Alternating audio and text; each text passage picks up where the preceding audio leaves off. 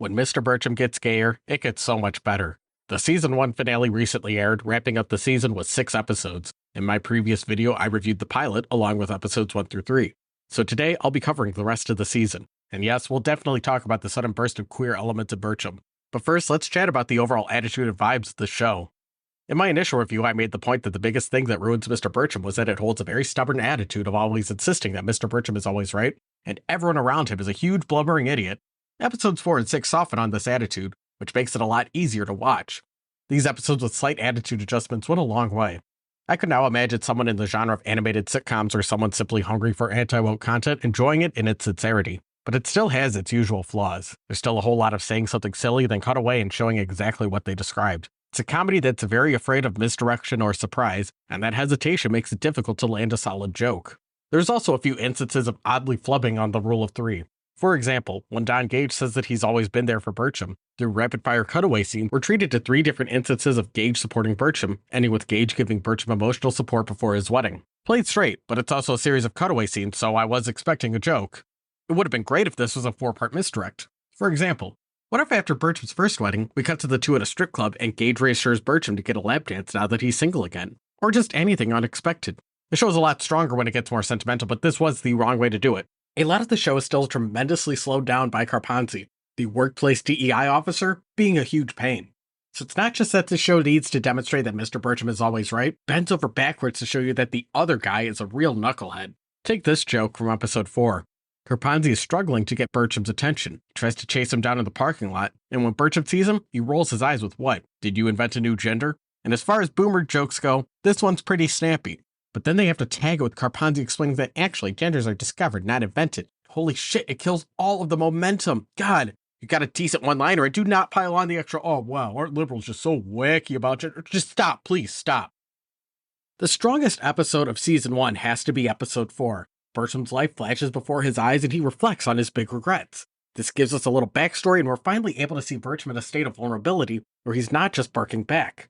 And this episode also gave me my biggest laugh at the show. Bertram thinks back on the time an ex-girlfriend dumped him because she realizes she's a lesbian. He asks if this means that they're adding a second girl to the mix, and his ex walks out. Cut back to the present, Bertram laments, I should have fought harder for the 2-chick arrangement. Fucking incredible. We stand a Polly King.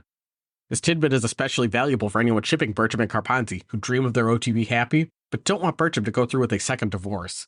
I can't gauge what's the sincerity to irony ratio for the Bertram Yaoi fandom. I can imagine someone drawing this ironically might think it's funny if we could flip this show's fandom into being about yaoi, which, by the way, seems totally possible. I believe in you. The show has an incredibly small fandom and right-wing guys into it generally aren't the artsy-fartsy type. Or maybe they're drawing BL of the anti-woke show simply to be an edgy contrarian. I'm guessing anyone uploading fan art to IMDb is in this category. But I'm guessing most people into Bertram Yaoi seem to be mostly sincere. In which case, I believe in you even harder. I hope your wildest shipping headcanons come true. Because the most interesting thing in Mr. Bertram is Bertram's interactions with Carpanzi. Their lives are constantly intertwined and they can't escape each other in a Tom and Jerry kind of way. One being a soft boy and the other being traditionally masculine describes most yaoi couples.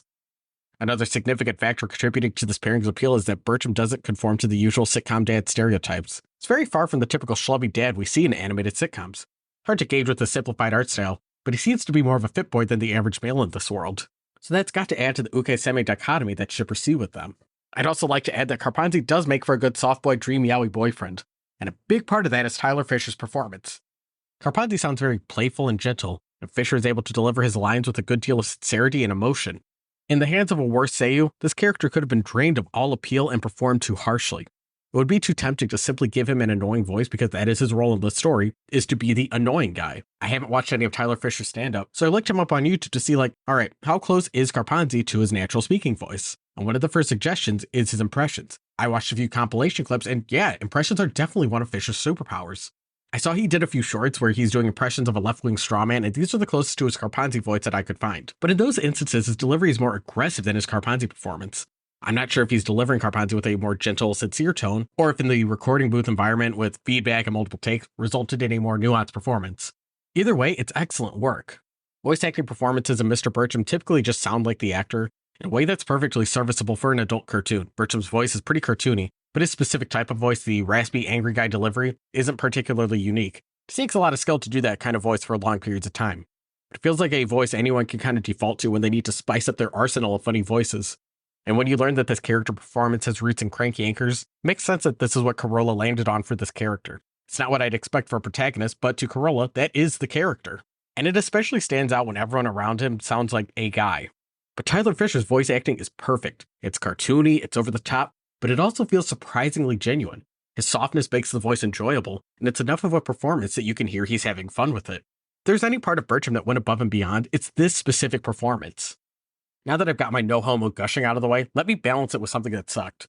Episode 5 was the weakest of the batch. In that episode, Bertram volunteers for Habitat for Humanity, and everyone there except Bertram and his daughter who is a big and competent dipshit. Also, there's a B-plot about the school dance? Sure. I'll be real with you, I'd have trouble outlining what happened in this episode without skimming it over a second time. But you know what I do remember? It's the scenes with Bertram and Carponzi. Those scenes always stand out. Carponzi appears with the predictability and intensity as Team Rocket. Even though he's antagonizing our MC, he's very rarely threatening, and he'll be back next week to drop some truth bombs about white fragility. Regardless if you're someone with tight chipping goggles who needs an OTP in every show, Bertram and Carponzi are going to do it for you. Episode 4 confirmed that things are going in a very gay direction. The episode begins with Bertram being over-the-top nice to his students before he starts slow dancing with Carponzi. But oops, it's all a dream sequence. And if you dismiss this cartoon as just being a little silly, you are wrong. I hope you feel irrevocably unrelenting embarrassment over being wrong. Because the episode reveals that Bertram is trapped in a woodshop machine, and he's reflecting on all of his life's regrets. Which means he regrets not being nicer to his students, and he super duper regrets not getting romantic with Carponzi. This OTP is confirmed with facts and logic. But the fun can't last forever. The season ends with episode 6. Let me give you the official description. Mr. Bertram and Gage ignite a debate over body positivity when they secretly reinstall a climbing rope in the gym after hours. Facing the tribunal once again, Bertram aims to prove that accountability still holds value in today's world. So during the trial, Carponzi tries to get Gage to place all the blame on Bertram, but this backfires and Carponzi loses his status as a DEI agent. However, a fire starts in the woodshop, leading to Bertram getting fired. I was a little confused by this ending. Gage says he's cooking up a plan to get rid of Carponzi. For good. But the trial made it clear that he's lost his status as a DEI agent. Does that mean he's been demoted at the school or outright fired? Does Gage mean causing some harm onto Carponzi that's worse than being fired? Either way, the show does make sure that you know that Gage and Bertram are best friends, with the final scene showing the two hugging and Bertram sharing that sentiment with Gage. It's both a feel-good moment and it promises more adventures are coming our way.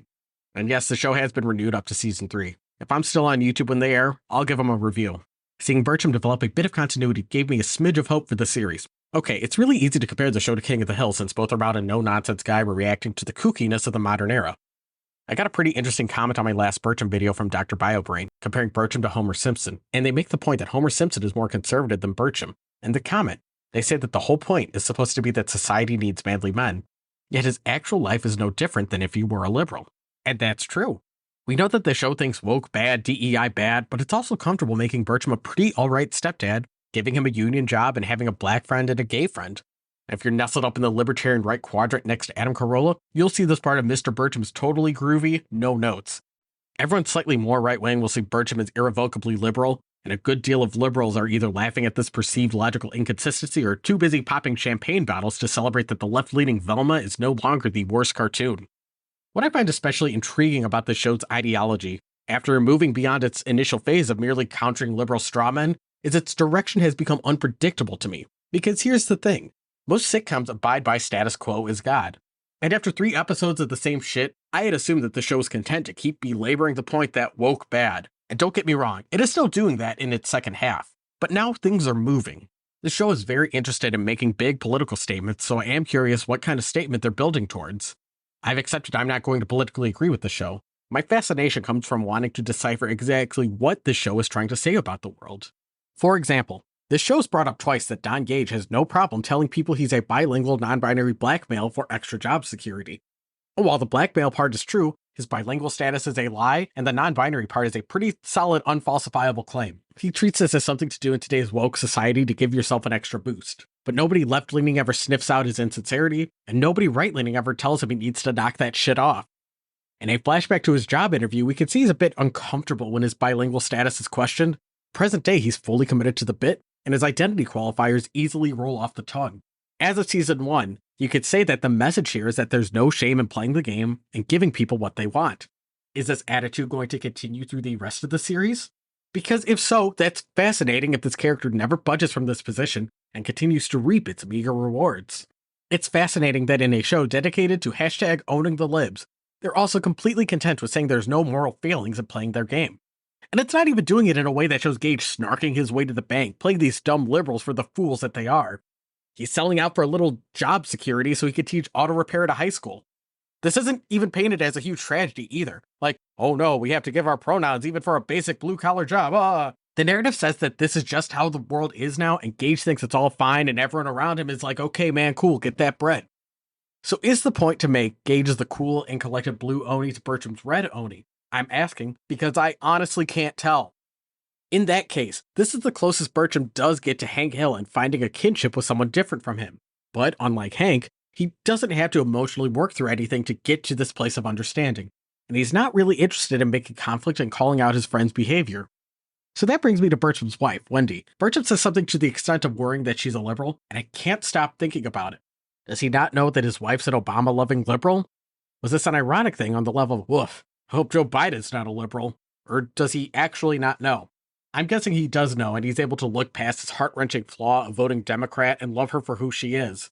In that case, his relationship with his wife Wendy would be along the same lines as his relationship with Gage. Sure, she does some kooky liberal things, but Bertram's able to look past it and see her for being a good person. Bertram's closest relationships feel reminiscent of splitting. That is, people are either unquestionably good or unquestionably evil, and that's that. His expression of it is much more mild than a clinical BPD or NPD case, but hear me out. He doesn't care if his best friend is flippantly saying he's non-binary or if his wife's staunchly pro-Obama. They're both good people.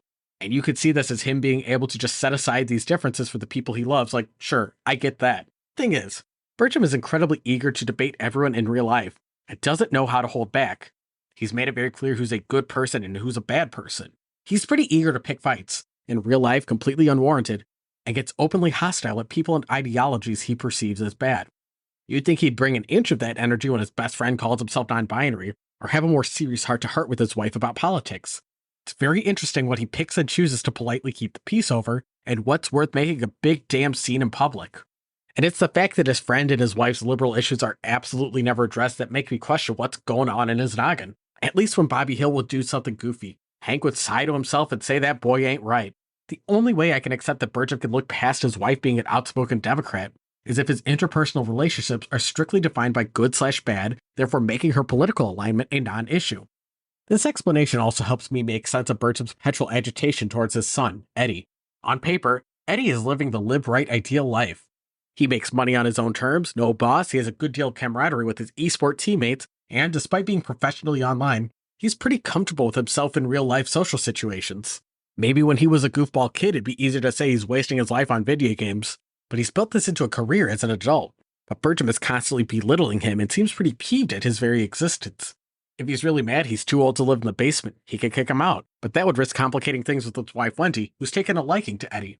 I know the real-world explanation is somewhere between the writer's incompetence and needing friction within the main cast to drive conflict. I'm guessing they just didn't think it through and now they're just sort of going with the flow and playing things by the moment. This may not be the best media to compare it to, but I'm reminded of Pokemon, specifically Gen 1. Lieutenant Surge is described in-universe as the Lightning American. He says Pokemon saved his life in the war. And you can see this as just a funny character gimmick. That is, game devs wanted to make all of their gym leaders memorable, so let's do this cartoonish stereotype of an American. He'll be an 8-foot-tall army guy. Awesome. But if you really interrogate his character profile, it implies that the Pokemon world has an America, and they've recently been to war. Was the Kanto region in any way involved with or affected by this war? Are you, the player character, navigating a post-war society? Is that why everything's so empty and there's such a wonky economy? I have no idea if this was the intent, and if any Gen 1ers know the deep lore behind this thinking, I am begging you to link it in the comments section. Either way, applying these headcanons is pretty fun. As Pokemon continued through the years, the lore got a lot tighter, and I don't believe the ambiguous American War was ever referenced outside of this. So Lieutenant Surge reminiscing about the war is just some Gen 1 wonkiness before they had everything ironed out. I can accept this meta-level reading of the work, but it makes it a lot more fun to try to recontextualize it within their world. I think this concept of media reinterpretation for the sake of immersion is better applied to Missingno, the glitch Pokemon, but I wanted to use Lieutenant Surge since that's more character-based. Anyway, the main cast of Mr. Bertram can't be a bunch of Care Bears, we need a little pushback. But this friction rarely drives the plot or serves as a starting point towards understanding. Bertram never stops being irrationally angry at Eddie, and he never questions the people in his life that he likes. So just what in the fuck's going on here? And speaking of weirdness, I don't know where else to put this, but I want to mention Bertram's Tulpa, Burly Man. This is another thread I hope comes up in future seasons because, well, what are they trying to do with this? This is the most positive form of traditional masculinity we see in the show, and it takes the form of Bertram's imaginary friend, which, by the way, I'm not judging. I think Tulpas are cool. Right now, Burly Man's existence seems to imply that idealized, old-fashioned masculinity is something that can only exist as a concept. The fact that he's even imagining Burly Man seems to be a coping mechanism that started in childhood. His mom was kind of kooky, but Burly Man and his microwave dinners were always there for him. And for whatever reason, this is continuing through adulthood. So is this a great tragedy that no strong man could guide Bertram and he's still trying to recover today? Is it saying that capitalism provided a solution to his mid-upbringing? The best way to utilize this plot thread to deliver on the show's ideology would have Bertram feel inspired by his Tulpa to become a better version of himself. Be the burly man you want to see in the world. But if this character stays as an occasional bit to interject a bit of whimsy, then it's a new way to undercut its message about masculinity. At this point, he's shown more positive interactions with Burly Man than his own wife. First place is definitely Don Gage, and I'll bet this continues through the rest of the series' run. At this point in the show, I don't know how Bertram and Wendy feel about each other. We got a little bit of how they met in the flashback episode, but current day, there's not a whole lot of affection. Right now, the vibe is a marriage of convenience. Showing feelings makes you a slur, but this bites the narrative in the ass and inadvertently gives everything a vaguely gay vibe. Reminds me of the way shonen manga approaches romance. I'll throw up a few posts on screen that sum up this phenomenon if you're not as deep into weeb culture. But basically, if Bertram and Gage get matching friendship necklaces like Naruto and Sasuke, this wouldn't feel too out of character. Now there's one character who does challenge the Bertram has a personality disorder headcanon, and that's the school principal, voiced by Roseanne Barr. She's similarly annoyed at Carpanzi. She's from a military background, she likes drinking, and she pretty freely speaks her mind. And in this case, it makes sense that Bertram can't spend too much time hanging with her, that's his boss. But she's very underutilized as a character. She's just a coworker, and she's just kind of there to exposition the plot. She takes great pleasure in dethroning Carpanzi for his title as a DEI agent, and too often she's just sort of dragged around by his antics. The most she claps back at him is the Veterans Day episode, where everyone goes drinking and she tells him to buzz off. This is for real warriors, not social justice warriors. But the thing is, Carpanzi isn't able to adequately be stripped of power until the tribunal puts it to a vote and democracy has its say. And the council on the tribunal all look like forgettable background characters. There's no word on how they're elected, and they don't seem particularly intimidating or able to command the room like a good villain can. But everyone's held to their whims because they just are. And instead of Roseanne Barr going, "Fuck you, I'm the principal, I'm kicking this clown out," everyone, including Bertram, respects the democratic process. Will there ever be an attempt to sway any of the council members? Or elect an official who represents the anti-woke side? Is their school's democracy just irrevocably fucked with bureaucracy and there's no hope to ever repair it? I'm trying to figure out why this exists. I know PTA councils exist in real life, but I'm trying to think of why the writers chose this in a Lieutenant Surge kind of way. Their school didn't need a council to make these decisions, and it seems to be the cause of and solution to all of their problems. If they want to make the point that democracy good, an easy way would be to rewrite Carpanzi to be the new power-hungry principal who's imposing all of these gosh darn rules on their school. We could turn the story to Bertram Gage and Roseanne Barr's character rebelling and overthrowing the tyrant and installing a more democratic system. But we've already reached democracy, and no one's really happy about it. Is bureaucracy the villain here? Just what is this story trying to tell me? By the way, Carpanzi sucks as a villain. I'm guessing authorial intent was, hey everyone, I'm going to draw a stereotypical lefty. And that's it. That's the joke. We're all going to laugh at the very existence of a liberal. This is funny because liberals, bad. And it's also very telling that if the intent of the character is to show the big bad liberal, but he's not particularly threatening, Carpanzi's existence rats out how the writers really feel. Like, the assignment was to imagine the worst guy they could think of, and all they could come up with is a dude who's kind of effeminate and annoying. It says to me the worst injustice you've ever experienced is some fruit asking you for your pronouns, and years later you're still processing this atrocity, which makes you the triggered snowflake, dude. Get over it. And if that's not the case and actually you don't care, the last time you were asked for pronouns you said you're non-binary to own the libs, well, then you're saying that your enemies aren't that bad, which is a pretty kumbaya message for a show that's perpetually angry and yelling. I ran into a pretty interesting 4chan post for how to make Carpanzi a better villain, and I'll throw it on screen here. But if this show doesn't want to make Carpanzi into a big scary drag queen with a mission to crack eggs like she's filling up a Pokedex, you could still tweak things to make them a better villain to Bertram. Let me imagine myself as someone in this world. Yes, Carpanzi is kind of annoying, but he folds pretty easily, and he never feels like an actual threat. He might say something thathy before sulking away, And worst case scenario, he tattles on you for not being woke enough. In which case, this world makes it clear that having pronouns is a reliable get out of jail free card. So what's the point of it all? I want to bring it back to Burly Man. His portrayal, whether it will be a reinforcement of the show's intent or completely fumbling and unintentionally dunking on its worldview, serves as a small-scale example of Mr. Bertram's execution on its intended themes. Because here's the thing. I honestly believe that Mr. Bertram is perfectly positioned to say something meaningful, or at least make an impassioned plea to its audience to stop being assholes. If the intent is to do a multi-season arc where the protagonist learns to accept people different from him, they've set this up pretty strongly. I'm imagining the best case scenario for the show similar to a King of the Hill episode stretched out over 3 seasons. Because think about it, if we go by the 3-episode test, think of who's cheering on the show and saying, "Right on, man, you tells it like it is." If the target audience is guys who agree with Bertram, the initial episodes need to go hard on this ideology and not back down. Now, if the show is smarter than everyone's giving it credit for and playing the long game, I know realistically, most guys who are in it for the anti-woke will simply stop watching when it does start to lean a little too far left for their liking. I'm really not holding my breath and expecting this to evolve into the greatest political satire of all time. If this show manages to say anything profound or even make a solid argument, I'm going to guess it'll be completely on accident, stumbling in ass first. And if the show wants to at least deliver on a satisfying hero's journey, the best way to do that is to get Bertram to interact more with Garpanzi and emerge feeling that he now understands and appreciates him. Show them forming some sort of camaraderie. Maybe they don't need to go all the way gay, but do give a little more to the Fujoshi audience. Shippers unironically have the right idea for the show. The closer these two characters get, the better it'll be. But my expectations are very low. I'm guessing we'll end up with the sitcom equivalent of Did You Know Gen 1 Kanto is a post-war society, mass wild guesses to make sense of it all.